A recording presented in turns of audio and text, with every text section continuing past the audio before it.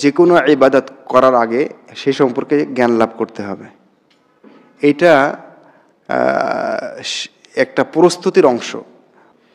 সেই প্রস্তুতির একটা অংশ হচ্ছে আমরা মাসআলা মাসাইল শিখব, তারপরে আমলে ঢুকব, তাই না?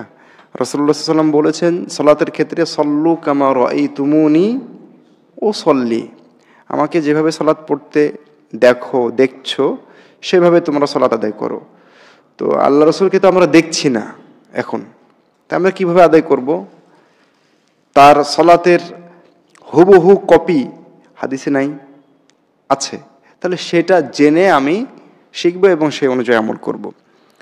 রাসূলুল্লাহ সাল্লাল্লাহু আলাইহি ওয়াসাল্লাম হজের ব্যাপারে বললেন খুযু আন্নী মানাসিকাকুম, তোমরা আমার কাছ থেকে হজের নিয়ম শেখো।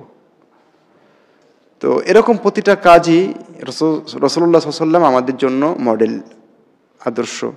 সেজন্য আমরা যে কোনো ইবাদত অবশ্যই তার শেখানো, তার দেখানো পদ্ধতিতে করার চেষ্টা করব।